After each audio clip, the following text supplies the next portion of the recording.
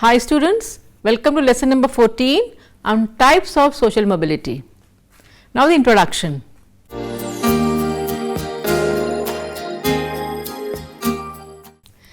Human society is defined by social stratification, which divides the entire society into a macro hierarchical order in the first instance and places all individuals in a different vertical order, high and low, depending on their appraisal and ranking.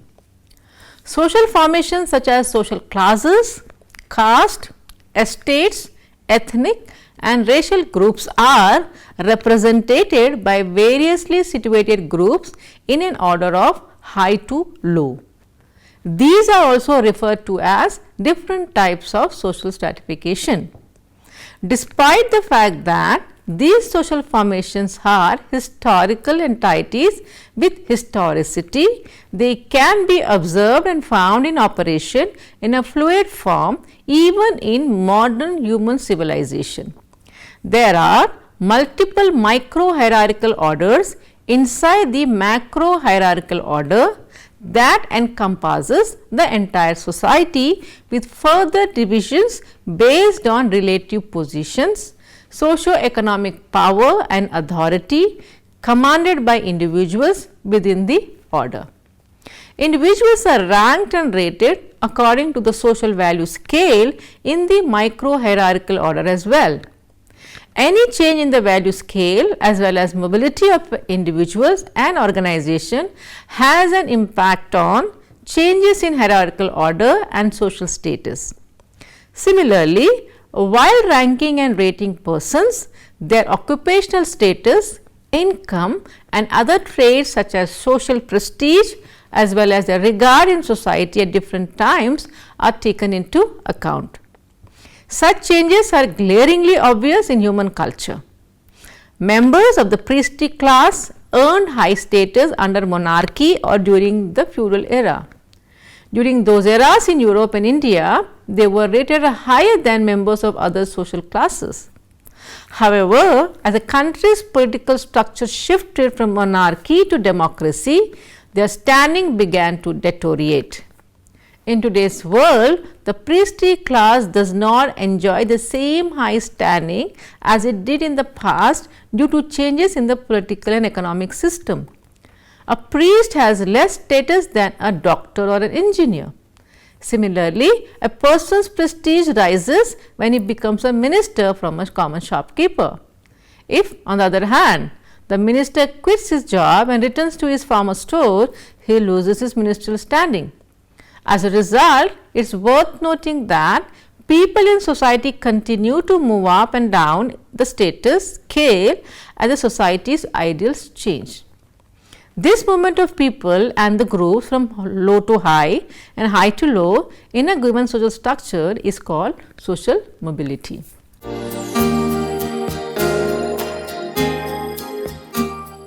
And the objectives of the lessons are that the students will be able to understand or grasp the various types and forms of mobility. They can understand the nature of social mobility and also find out the measurement of social mobility.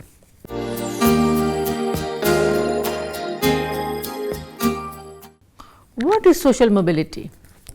The concept of social mobility denotes not only the movement of people in society's hierarchical order, but also the amount of unity and solidarity amongst its citizens. In fact, it is thought to be a sign of the establishment of social classes as well as the collapse of society. According to Anthony Giddens, a society with the bare minimum of social mobility has a higher level of social cohesion. The notion has a variety of meanings.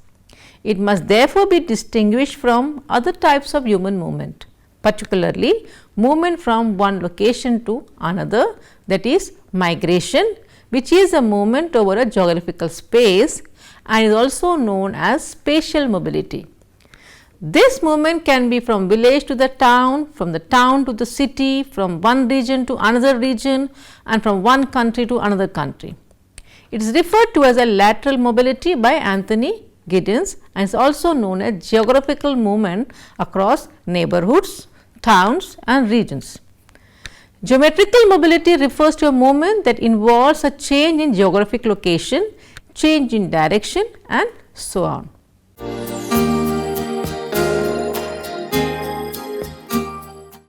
Now, what is the nature of social mobility? The nature of social mobility is one of the most essential topics to comprehend.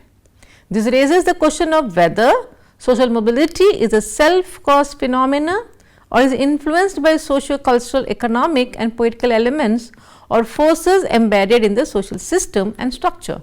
In other words, the causation of social mobility is another question connected to its character. To fully comprehend the causes of social mobility, a two-step examination is required. That is, the theoretical framework that explains the process of change and the resulting alterations in people's lives is referred to as the first. The second section also looks at the empirical research on social mobility and the causes that support it. So, there are two sociological theories for dealing with social change that leads to social mobility, and the first category comprises the ideas that describe change as a natural occurrence that leads to changes in the overall structure of society, such as patterns of social interactions across time. So, the changes in the social order, level of material development and social attitudes have an impact on social interactions. Human society is thought to be defined by social evolution. So, certain natural forces and principles are part of the process of social evolution. It is claimed that the human organism is the most agile being on the planet, with incredible adaptability and adapting qualities to the environment in which he is placed. It is because of this natural aptitude that man has been able to adapt and survive for thousands of years in ever changing environments. Auguste Comte, a French sociologist, claims that there are certain inherent principles or laws at work in the cosmos that causes societal change. The advancement of human knowledge and mind, as well as the emergence of corresponding material phases, social order, the construction of the fundamental social unit, sentiments and concerns proven to be progressive in nature and elevated man above his prior circumstances of existence.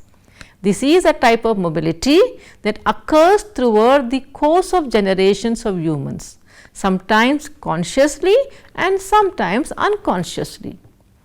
The population is another natural aspect that has influenced human life. Emile Durkheim, a pioneer sociologist, discusses the relationship between population growth and the calculation of societal requirements.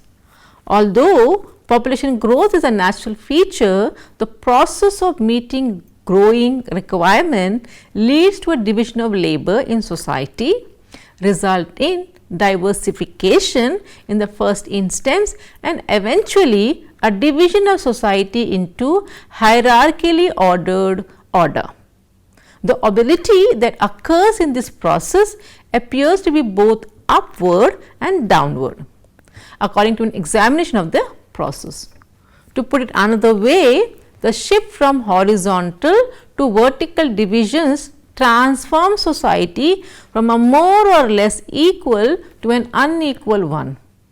Particularly after Darwin, evolutionary theory became a prominent approach for interpreting social developments.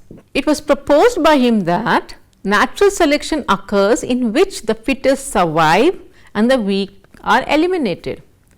Evolutionary thinkers from Herbert Spencer to Talcott Parsons have all used this concept. In the context of social mobility, the primary thesis that emerges is that biological levels establishes two separate formations in society. One group can survive healthily and adapt better to their environment, whereas other is either eliminated owing to a lack of adaptability or persist and perpetuate starvation, sickness, poverty and so on. They are at the top and bottom of the society's valuing scale respectively. When movement occurs between the two as a result of changes in biological fitness level, it results in upward or downward mobility. Some evolution theorists have concluded that society as a whole moves in a cyclic pattern. Human society goes through specific cycles of birth, growth, maturity and decay, according to Spengler, the guy who formulated this theory. Each step of the cycle represents a social order and the people that make up that order. Despite the fact that Spengler makes no mention of social mobility, the argument has two apparent consequences. First, as a society and its main activities and characteristics expand, there must be certain modification in the social order as the cycle progresses, that is from birth to growth. Second, the expansion must result in social segment changes. It is difficult to determine what type of mobility would have existed under a system of change, but it is safe to assume that throughout the period of growth, the society must have experienced upward mobility. The social formations must have stabilized and begun a downward tendency, claiming the decay phase at this stage of development, because history repeats itself. The process of change not only in society but also in human states continues to experience upward and downward mobility according to the cycle theory. The second is a set of theoretical perspectives showing that change is driven by socio-economic and political processes in society, which eventually affect changes in individuals and groups placed in society. Changes in society generated by human action that promotes vertical movement across social formation can be referred to in this sense. The shift in the structure of capitalism from an industrial to a post-industrial society generated classes within classes, and some of the classes that have previously occupied low social positions in the hierarchy gained increased social status as a result of the divide. There is also a shift in social structure which completely transformed the society. In actuality, Marx's concept of the proletariat overthrowing the bourgeoisie refers to a structural shift that will eventually replace the existing social order. As a result, previously powerless and privileged social classes rise to new heights and achieve upward mobility.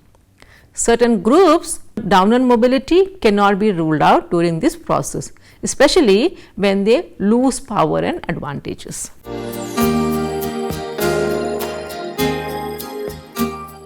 Now, we try to understand the various types of social mobility. It is found that social mobility and its nature does not only constitute the movement of individuals and the groups in the social scale or hierarchy, but is also connected with power and privileges. The entire issue in fact involves the social structure and the social system of the society, which also get affected to various changes occurring in the society.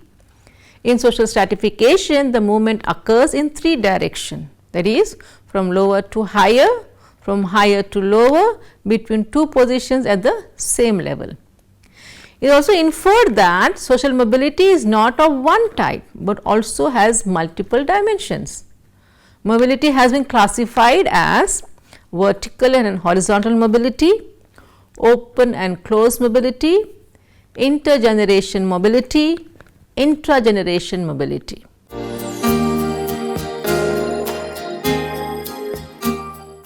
What is horizontal mobility? The concept of horizontal mobility refers to that movement in the life of an individual during which he or she changes residence or job without experiencing any change in the social status. For instance, any officer transferred from one place to another place in the same rank, and a pay or a teacher leaving one school to working another, or even a factory worker leaving one factory and joining another without affecting any change in his status, it is called as horizontal mobility. Increasing differentiation in a given organization or system of production without affecting changes in the statuses of the individual incumbents can be considered another example of horizontal mobility in a society.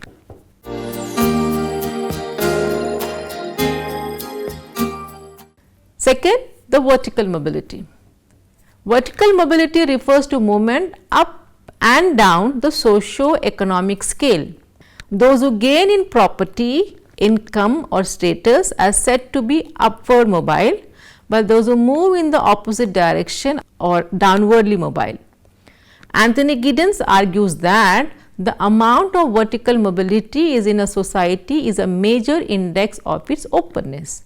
It also reflects on the talents and skills in the society, enabling people to move up during their lifespan. Since it has been argued that social mobility concerned with gain and loss of social, economic and power attributes the vertical mobility. Therefore, is also understood in major 3 or any of the 3 areas of living, that is class, occupation and power, involving status change.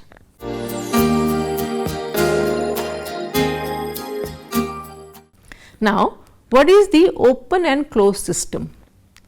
The difference between an individual achieved and ascribed status is measured by his mobility up or down. The openness of the system is mostly related to the industrial production system. It was founded after the fall of the feudal system in which labor and movement were restricted. The capitalist industrial system of production liberated labor by allowing it to move freely in the market. This open system mobility has allowed for free movement of labor as well as opportunities for social mobility and status change. There is no formal recognition of status fixation. In such a system, status may be attained.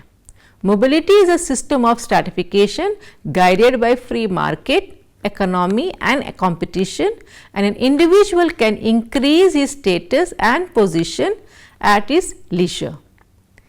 Individuals have been able to attain status based on their accomplishments and thanks to urban living condition, intense division of labor and quick social change. On the other hand, in a closed society or social stratification, social rank is determined by birth or caste. So, it is impossible to change one's caste because it is determined by society.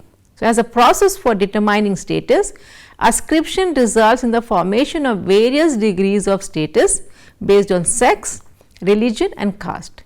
In such a system, those who constitute this socially favored and enjoy power and privileges often prevent the entry of the people from the lower groups. Such a system represents a closed model of society, limiting the chance of mobility. The Indian caste system is considered as an example of closed system in which once the individual was born could hardly escape his caste. It is also argued that even if the change would take place, it was a positional change, a movement within the strata and change of status in the overall hierarchy of the society.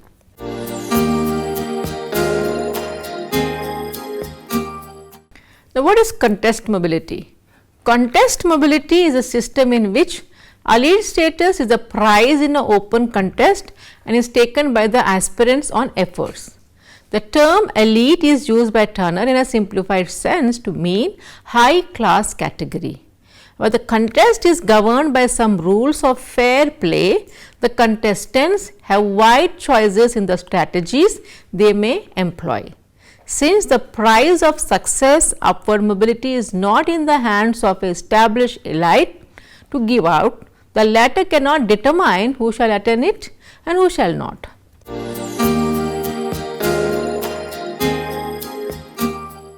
Another is the sponsored mobility. It is one where the established elite or their agents recruit individuals into their fold. In this case, elite status is given on the basis of some criterion of supposed merit and cannot be taken by any amount of effort or strategy. Upward mobility is like entry into a private club where each candidate must be sponsored by one or more the members. Ultimately, the members grant or deny upward mobility on the basis of whether they judge the candidate to have these qualities they do see in fellow members.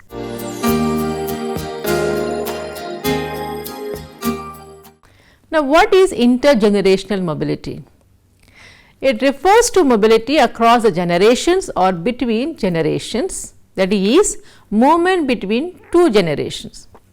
It refers to how far the children have been able to transcend the occupational status of their father, or alternatively to what extent change in the status has taken place between a father's generations and a son's generation. With the opening of the society and expansion of economic opportunities, there are significant changes that have taken place between the occupational structures of two generations. This is often observed that parental occupation is generally not followed by the succeeding generations, especially in the middle level status categories. However, in the case of lucrative and high category status like the doctors, lawyers, businessmen, bureaucrats and politicians and other such categories, the sons and daughters may follow their parents' occupational pursuits. The same may also be true of low category of occupation, but it depends upon the degree of openness of the system, the degree to which it allows change. In case the son of a farmer becomes civil servant or a business executive, this will be a case of intergenerational mobility. With the change in occupation, the son move up in the ladder of social scale, occupation being an important criteria of status determination. The present day industrial society is marked by intergenerational mobility.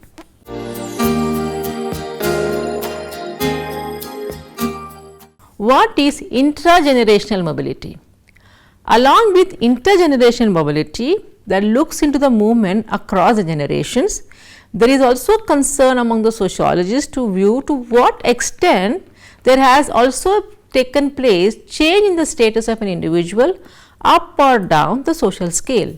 The study of such a movement in the same generation is called intragenerational mobility. Melvin Truman discusses structural mobility and circular mobility also. The former is sometimes called forced mobility, means movement in and out of occupational categories.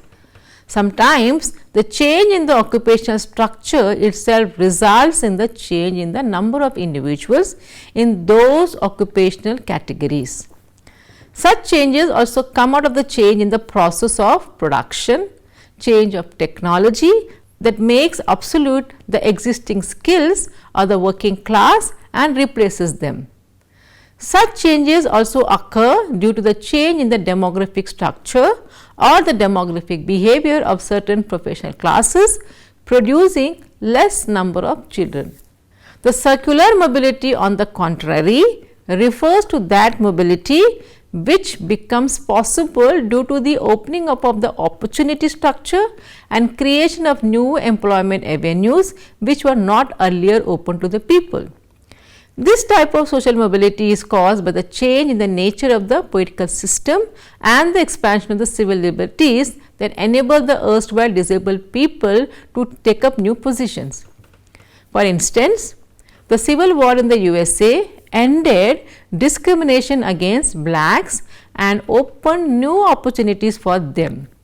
Similarly, with the implementation of affirmative policies or the reservation policies for the members of scheduled castes and scheduled tribes, the segregation has been ended and they have been enabled to take up higher social and economic positions with power and privileges. In other words, any policy framework or any action that makes possible for the people to move into the jobs from which they or their ancestors were barred is called circular mobility. There are new economic and political developments. Naturally, the social system must adapt to changing physical conditions, and such adaptations always involve some degree of social mobility. In addition, every culture allows for certain personal ambition. There would have been no advancement if this had not been the same case. Every system has different awards for different accomplishments, and man strives to obtain the greatest rewarded accomplishment. The conviction that people can legitimately advance through their own efforts is a foundation for societal progress, and a scale of values is connected to and based on the social scale. So, any group that raises its standards will raise its social standing, and without a doubt certain groups will attempt to improve.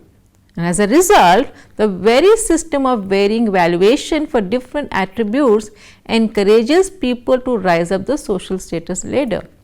According to Henry M. Johnson, the following fundamental conditions make social mobility in a given society impossible. And the first precondition is the society's value scale, which determines social prestige. People tend to strive for specific attributes of accomplishment which they are socially appreciated in any system. There is no natural propensity for intellect and other types of native ability to be confined to the upper classes, and there is no persistent trend for intelligence and other types of native capacity to be confined to the upper classes. So, throughout history, there have been several examples of persons from modulus socioeconomic backgrounds reaching to the top of society, because no system of production or technology is permanent and undergoes changes at varied rates of speed. Changes in the demand for different kinds of skills are also occurring.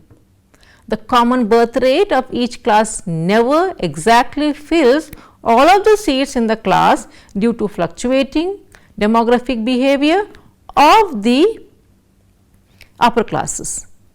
It is worth noting that despite growing inequalities that obstruct equality of opportunity in society, a high level of mobility still exists in every society. Sociologists investigate this tendency in society and people to experience social mobility in order to get statistic and knowledge regarding the relative openness of a social structure. And as Anthony Giddens remarked, the more social mobility there is, the more open the class structure becomes, especially in an industrial country. Because industrial societies are more economically advanced, as has been the case with the world's developed societies. It is the most important element in determining a country's rate of mobility. So, there is a link between the economic development and industrialization, with the latter being linked to increased mobility. Malinowski argues that a socialist system needs economic development more than a capitalist one. Therefore, one of the immediate aims of the leaders of the socialist states was to reach the level of more advanced capitalist countries in the context of industrialization, urbanization, development of communication and spread of mass education. All such initiatives not only implied but also ensured social mobility in socialist countries as well as elsewhere.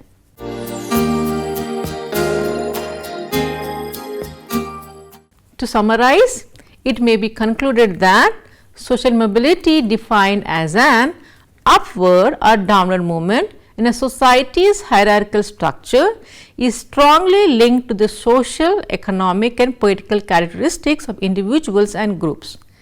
It manifests in a variety of ways and forms depending on the nature of society's socio-economic and political system. It should also be noted that while measuring social mobility is possible, the rate of social mobility is not uniform wherever in the world. It varies from country to country and from class to class within countries. It is not uniform even in the industrial countries. Division of labor and sex are two other correlates. differential rates of social mobility results from both. Thank you.